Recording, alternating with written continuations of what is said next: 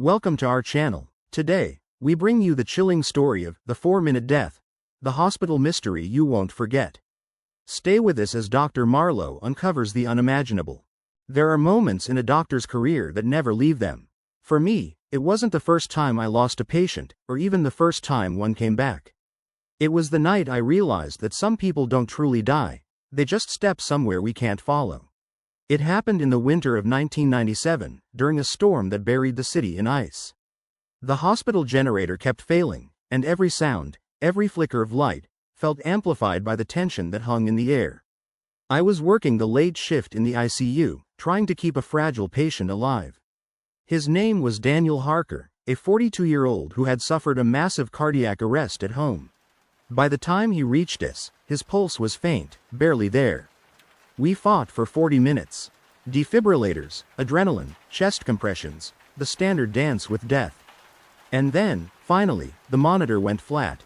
It's strange how quickly silence fills a room after that sound, the steady tone of a life ending. I called the time. 2:37 a.m. The nurse noted it down, her hand trembling slightly. We all stepped back, exhausted and heavy with failure. As per protocol, we covered Daniel's body and prepared to move him to the morgue. But then, something changed. The heart monitor flickered once. Then again. At first, I thought it was a power surge. The storm had caused a few that night. But the flicker turned into a pulse. A weak, stuttering rhythm. I froze. "Check the line," I told the nurse. She was already staring, her eyes wide. "Doctor," she whispered, "he's breathing." I pulled the sheet back. Daniel's chest was rising and falling, shallow but steady. The monitor confirmed it, a heartbeat, unmistakable.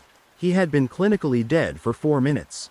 We scrambled back into motion, trying to stabilize him. Oxygen, IV fluids, another ECG, but the readings made no sense. His vitals were normal, almost perfect. It was as if his heart had never stopped at all. Then he opened his eyes.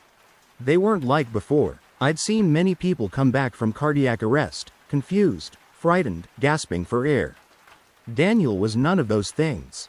His face was calm, his breathing even, but his eyes, they were completely black. No iris, no reflection, just black. He turned his head slowly, looking at each of us as if trying to recognize where he was. Then, in a voice that didn't sound like it belonged to him, he said, "Don't let me go back there." The words froze the room. Even the beeping of the monitor seemed to stop for a moment. The nurse dropped her pen. I remember the sound. It echoed longer than it should have. "Where?" I asked, before realizing how absurd the question sounded. But Daniel didn't answer. His gaze was fixed somewhere far away, like he was still seeing whatever place he'd been for those 4 minutes.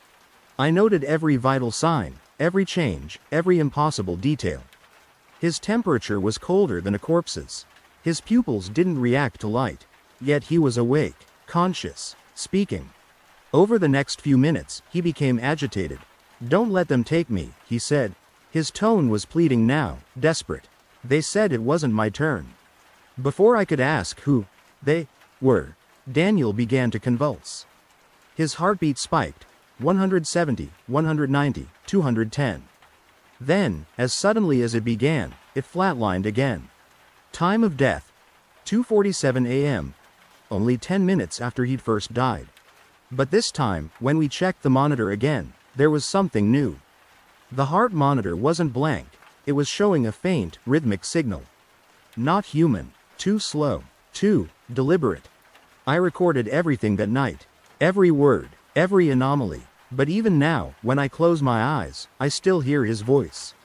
That same quiet plea, trapped somewhere between the living and the dead. "Don't let me go back there." And the worst part? He wasn't the last one to say it. The days following Daniel Harker's revival were sleepless and heavy. Every shadow in my apartment felt alive. Every flicker of light in the hospital corridors reminded me of his black eyes. I spent hours at my desk, poring over his medical files, trying to reconcile what I had seen with what I had learned in 40 years of medicine. Heart stopped. Flatline confirmed. Death declared. And yet, hours later, the security cameras recorded a figure walking with the same hospital gown, the same banded wrist. My mind refused to form a coherent explanation. I wrote obsessively. Every heartbeat, every blood sample, every post-mortem anomaly was noted with precision. There was something in the blood, subtle and unexplainable. Under the microscope, it pulsed with a rhythm that didn't match human physiology. It was as if life itself had left a residual pattern, a trace memory of what had been. I observed it again and again, documenting the minutiae of every cellular reaction.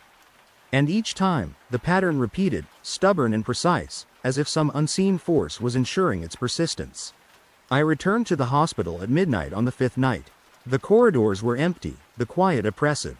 The fluorescent lights buzzed faintly, casting long shadows on the tiled walls. The morgue was colder than usual, the air heavy with the metallic scent of preservation fluid. I approached Daniel's drawer. It was slightly ajar, the metal cool beneath my fingers. I hesitated, knowing instinctively that the sight would challenge everything I believed. Inside, the body lay as we had left it, yet something was wrong. The skin was not cold. It carried a subtle warmth, neither alive nor fully dead. My hands trembled as I reached for the wrist, measuring, feeling, confirming. My instruments detected normal pressure, normal circulation, physiologically impossible. My mind raced, trying to find an error in logic, a hidden factor in the machinery, a misread monitor. But there was none, only the undeniable fact: this body, declared dead, was something else now. I documented everything meticulously. Every anomaly was recorded, each minute, each subtle rise and fall of the chest, every chemical reaction in the blood. I noted the microscopic observations, the faint rhythmic oscillations in cellular activity, the residual warmth in tissues, the inexplicable stability in what should have been decay. The patterns suggested not just life, but a memory of life persisted, a life that refused to yield to the finality of death. At home, I struggled to rest. The lines between wakefulness and nightmare blurred. Every shadow, every hum of electrical equipment, every gust of wind against the window felt like a presence. The voice I thought I had only imagined in the hospital corridors haunted me. It whispered of spaces beyond mortality, of consciousness beyond the human frame. It was not a voice I could confirm, yet its weight pressed against my chest, undeniable in its persistence. By the 7th night, I returned to the morgue with a mixture of dread and compulsive necessity. All drawers were slightly open. The facility smelled of disinfectant and ozone. My flashlight cut across the cold steel, revealing shadows that seemed to twist unnaturally. Then I saw it. The drawer labeled Daniel Harker was empty.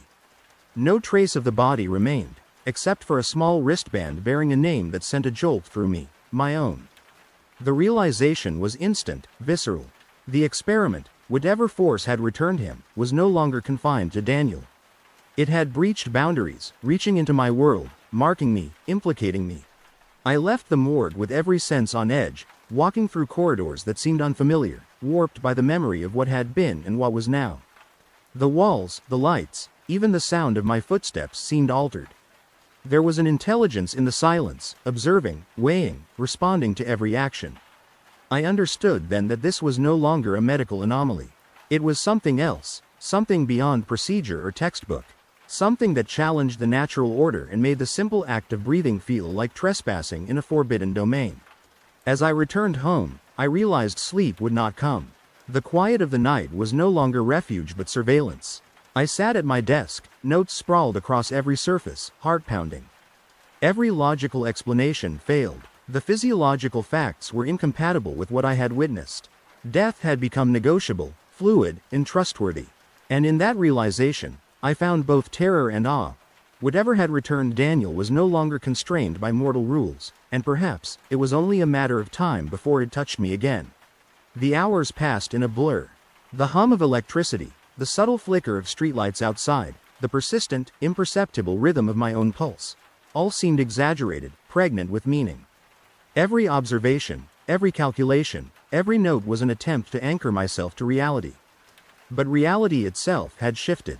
The 4 minutes that Daniel had spent beyond life's threshold were not just an anomaly, they were a warning. And warnings, as I would learn, were never mere suggestions. The night after discovering the empty drawer, sleep became impossible. Dr. Marlowe sat alone in his apartment, surrounded by stacks of notebooks filled with meticulous observations. The shadows in the corners of the room seemed to stretch toward him, almost aware, almost conscious. He knew, in some primal way, that whatever had taken Daniel Harker had not left him untouched. He returned to the hospital at the first hint of dawn. The corridors were silent, sterile, but with an underlying hum that made the hairs on his neck rise. The morgue door stood slightly ajar, its metal surface glinting under the fluorescent lights. As he pushed it open, he felt the chill again, not the ordinary morgue chill, but something colder, unnatural, like the absence of warmth itself. The drawers were all empty. Every single one. Not a trace of any of the bodies remained, but each metal handle bore a faint residue, as if something invisible had pressed against them.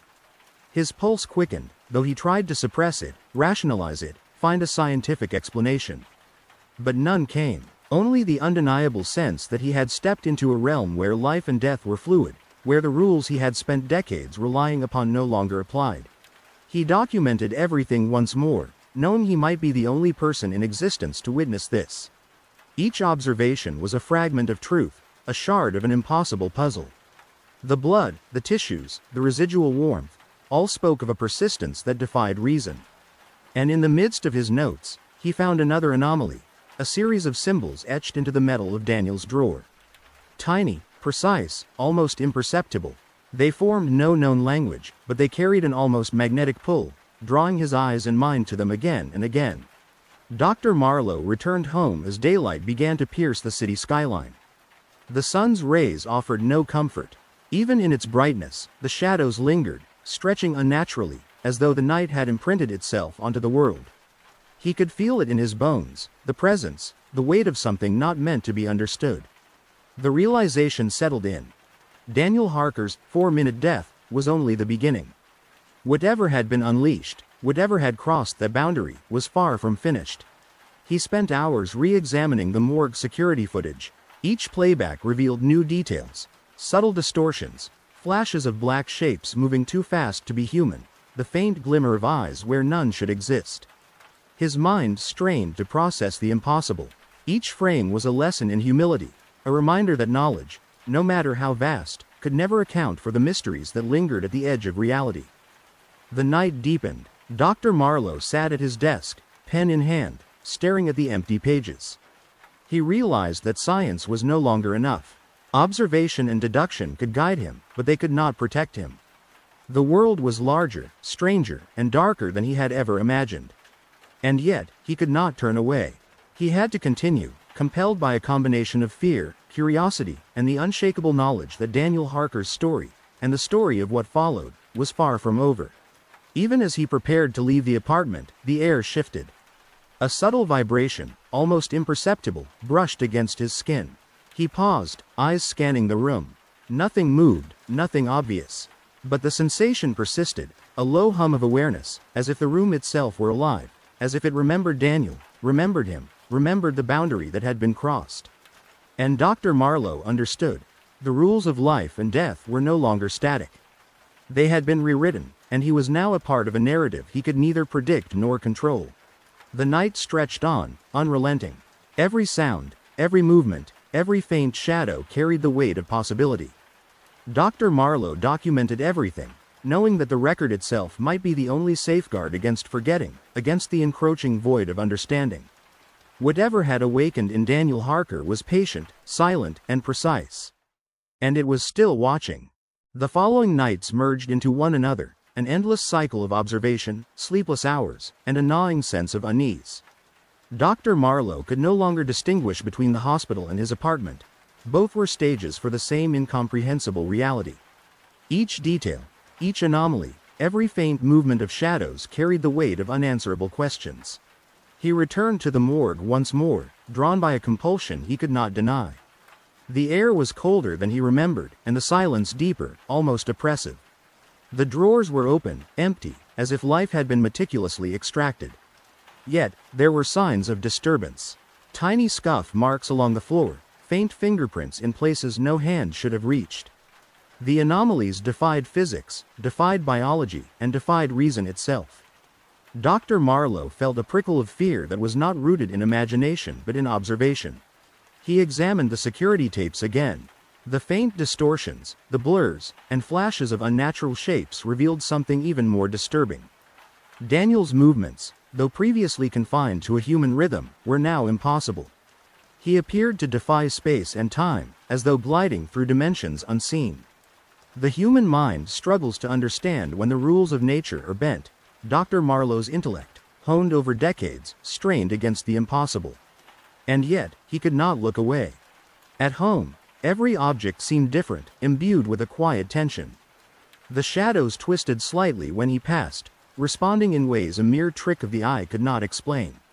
Even the light from the street lamp outside his window seemed to pulse rhythmically, as if it were tied to some hidden heartbeat. The sensation was subtle, but Dr. Marlowe recognized it immediately. He was being observed, measured, studied. And it was not human observation, it carried a precision and intent no mortal could achieve. He documented everything. Each scuff, each ripple in light, each anomaly in the tapes was meticulously noted. But the most unnerving discovery came when he reviewed Daniel's biological samples again. The blood, once extraordinary, now displayed new properties. Cells reacting to unseen stimuli, minute shifts in molecular structure, and a faint luminescence that seemed to emanate from the very essence of life itself. It was as if Daniel's body had become a conduit for something beyond understanding, something that lived between science and superstition, between life and death. Night after night, Dr. Marlowe felt the growing presence encroach upon his mind. He could not sleep, could not eat, could not focus. His senses were hyper-aware, tuned to subtle variations in sound, temperature, and light. The weight of knowledge was suffocating, yet he persisted, compelled by curiosity and the responsibility of bearing witness. To ignore it would be tantamount to madness. To understand it, however partially, was a duty he could not refuse. By the 10th night, Dr. Marlowe realized something chilling. Whatever had been awakened in Daniel was not contained. It had expanded, adapting, evolving, learning. It observed him, anticipated him, and possibly, guided him. The boundary between patient and observer, between life and death, had blurred irreversibly. The line that separated human understanding from the unknown had been crossed. And Dr. Marlowe knew, with an unshakable certainty, that the next encounter would be even more extraordinary, and far more dangerous. He sat at his desk, surrounded by notes, slides, and instruments, trying to make sense of the impossible. The room was silent except for the hum of the refrigerator and the occasional creak of the building settling. But even in that stillness, he could feel it. The lingering presence, a pulse in the air, a consciousness just beyond perception. The 4 minutes of Daniel Harker's death had unlocked a door. Dr. Marlowe could not ignore the echoes, the warnings, the traces left behind. And deep down, he knew that whatever lay ahead would challenge not just his expertise as a physician, but his very comprehension of life itself. The city had a strange stillness that night, as if even the wind feared to move. Dr. Marlowe wandered the streets, his mind unable to rest. Each building, each alleyway, seemed imbued with an unnatural tension, a hidden awareness. He could feel the echoes of what had happened in the morgue following him, lingering in the corners of his perception like a persistent shadow. Back at the hospital, the routine of medicine seemed absurd, almost laughable in comparison to the reality he was facing. The instruments, once instruments of precision, now felt hollow, incapable of measuring the phenomena he had witnessed. The medical charts, the pulse readings, the meticulously recorded symptoms, none could account for what he had seen, for what he felt, for the awareness that Daniel Harker had triggered. Dr. Marlowe's apartment had become both sanctuary and prison. Every object, every surface held a memory, a whisper of the past, a hint of what Daniel's fleeting life had awakened.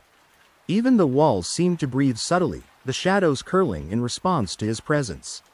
The man had always considered himself rational, grounded, and scientific, yet each night he found himself teetering on the brink of understanding a force that refused to be quantified. He returned to the morgue again, compelled by a mixture of fear and fascination. The drawers were open, empty as before, yet something was different. The air felt charged, electric, almost sentient.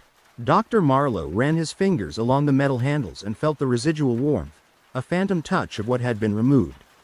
The subtle hum in the room, imperceptible to most, vibrated in his chest.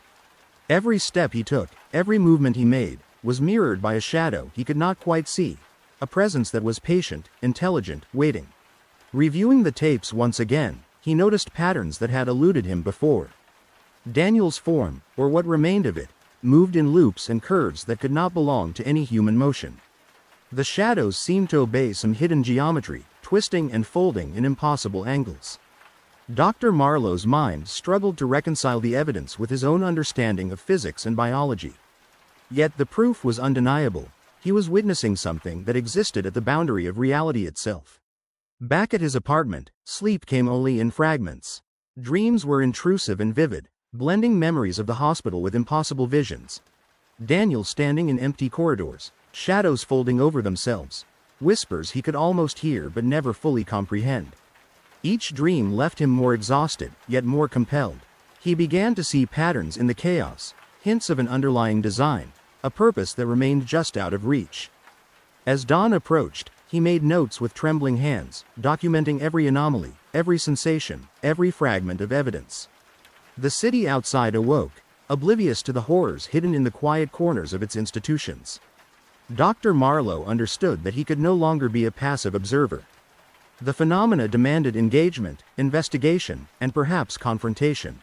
Whatever had been unlocked in Daniel Harker's final moments was growing, evolving, and it would not remain hidden for long. The knowledge weighed heavily on him, yet he could not turn away. To ignore it was impossible, to engage was perilous. But in the quiet hum of the early morning, Dr. Marlowe felt a certainty settle deep in his bones. He would see this through, uncover the truth, and face whatever lay at the edge of life and death.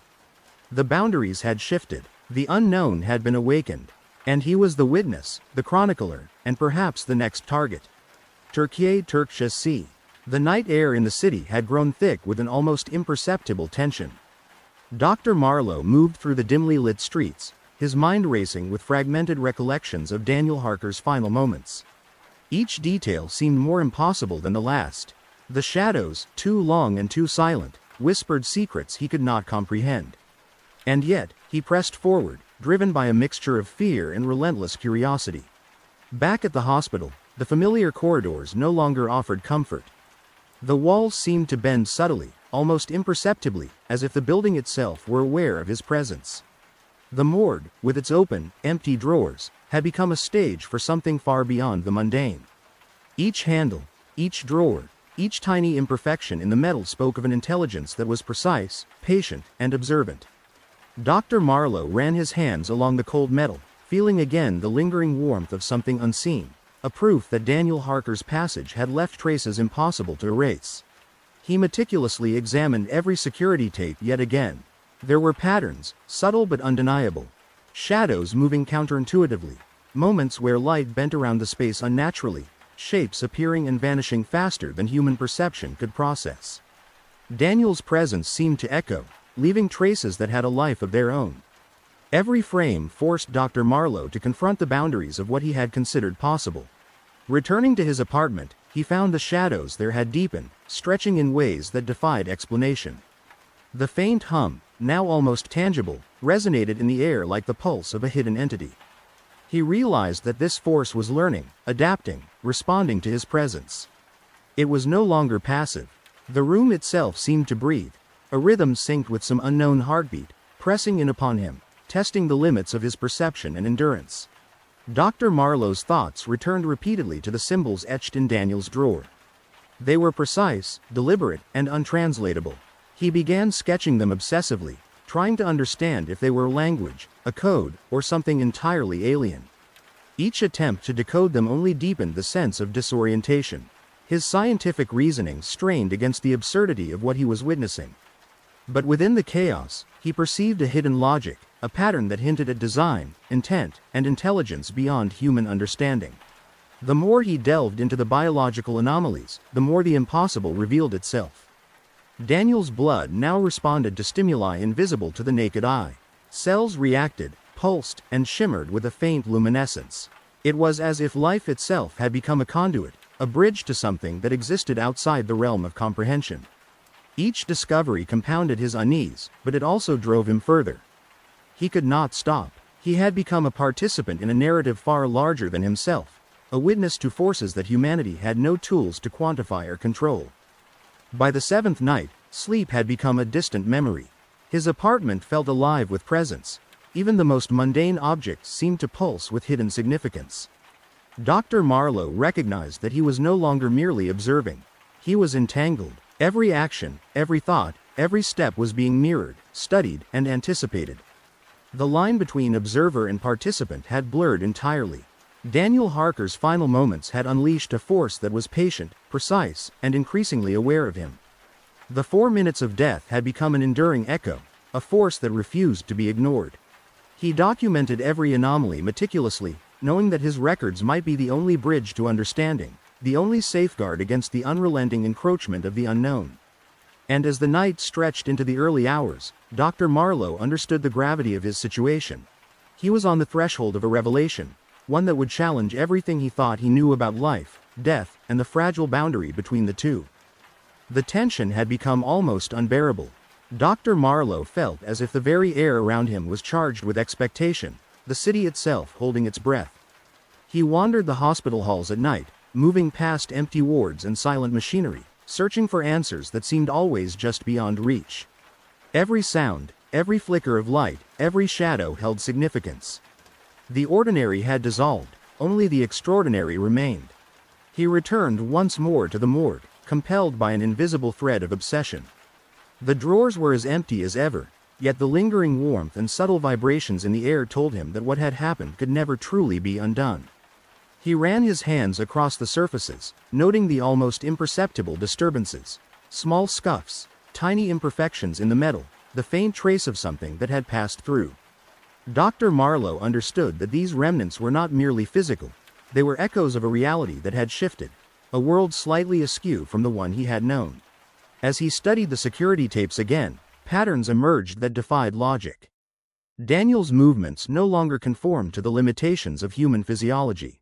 There were moments when he seemed to split into multiple images, overlapping yet distinct, as if time itself had folded around him. Shadows moved in impossible geometries, responding to a rhythm that no mortal could perceive. The hospital became a theater of the impossible, and Dr. Marlowe its unwilling audience. Back in his apartment, the presence had grown bolder. The faint hum was now persistent, almost conversational, resonating through the walls and floors. Objects shifted subtly when he wasn't looking, rearranging themselves in ways that suggested intelligence. Dr. Marlowe realized with an icy certainty that he was no longer merely observing, he was being observed in return. The 4 minutes of Daniel Harker's death had left an imprint that could not be erased, a signature of a force both patient and deliberate. He focused again on Daniel's biological anomalies, and the discoveries continued to unsettle him. The blood exhibited behaviors that mocked all known science: luminescence, cellular reactions to invisible stimuli, and fleeting formations that appeared almost aware. It was as if Daniel's very life had become a nexus, a bridge between the tangible and the intangible, between the realm of the living and something beyond comprehension. Dr. Marlowe felt the weight of this knowledge pressing upon him, yet he could not look away. He had become a chronicler of the inexplicable, a witness to forces beyond human understanding. By the night's end, exhaustion threatened to overwhelm him. Yet, he pressed on, documenting every anomaly, every flicker, every echo of the impossible. The city slept oblivious to the chaos lurking in the margins, while Dr. Marlowe remained awake, tethered to a reality he barely recognized. He understood now that the 4 minutes of death were only the beginning. A door had been opened, and he had stepped across the threshold. What lay ahead was uncertain, terrifying, but undeniable. And he would face it, not as a man of comfort or certainty, but as a witness, a chronicler, and a guardian of the thin line separating life from the unfathomable unknown. The city was quiet, almost unnaturally so. Dr. Marlowe could feel the weight of every shadow pressing down, the silence vibrating with an energy that was both alien and intimate. He moved through the hospital corridors, each step careful, precise, aware that the air itself had grown heavier with anticipation. This was not just observation anymore. He was part of the phenomenon, intertwined with it, and every instinct in his body screamed to understand, to witness, to survive. The morgue had become a nexus of inexplicable occurrences. Drawers that should have been empty carried the echo of Daniel Harker's final presence. The metal surfaces, once cold and inert, hummed with residual life, traces of an intelligence that lingered. Dr. Marlowe's hands traced the familiar contours of the drawers, and he could feel the subtle pulse of the unknown beneath his fingertips. It was as though the space itself had memory, remembering what he could barely comprehend. Reviewing the footage one last time, Dr. Marlowe noticed phenomena that could not exist in any textbook. Daniel's form seemed to defy time and space. He moved in fractal patterns, appearing simultaneously in different places, stretching and folding in ways that challenged reality. Shadows responded to his attention, lengthening, shrinking, bending in synchrony with invisible forces. The room breathed with him, pulsed with him, and the city outside seemed to hold its breath in solidarity. He understood then, with absolute clarity, that the 4 minutes of death were not merely a fleeting event. They had initiated a continuum, a lingering force that would not vanish, a residue of reality forever altered. His apartment, too, had become a theater of the subtle and strange. Objects shifted imperceptibly when unobserved, and the faint hum that had once been a whisper now resonated throughout the rooms, a constant reminder that he was not alone. Every shadow, every reflection, every nuance of light was pregnant with meaning.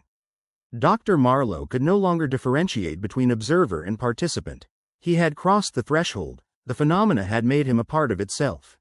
Focusing again on Daniel's biological anomalies, the revelations became even more profound. The blood continued to display behaviors that contradicted the very principles of biology. It glimmered faintly, pulsed with an unseen rhythm, and even seemed to respond to his thoughts and presence. Life itself had become mutable, a conduit to a realm beyond human comprehension. Dr. Marlowe realized that he had stepped into a narrative far larger than himself, a story in which time, space, and mortality were fluid, and the rules of the world had shifted irrevocably. By dawn, exhaustion and clarity intertwined. Dr. Marlowe documented every observation, every anomaly, every pulse of the inexplicable. The city awoke unaware, carrying on with mundane routines, while he stood sentinel over the threshold of the unknown. He knew, with unshakable certainty, that what had been set in motion by those 4 minutes of death would persist, evolving and observing in turn. And he, Dr. Marlowe, was both witness and chronicler, tethered forever to the boundary between life and the inexplicable, responsible for remembering what the rest of the world could not see, could not fathom, and would never believe. If you enjoyed this story, make sure to like the video, subscribe to the channel, and leave a comment below sharing your thoughts. Don't miss the next chapter of Dr. Marlowe's mysterious cases. Hit the bell icon to stay updated.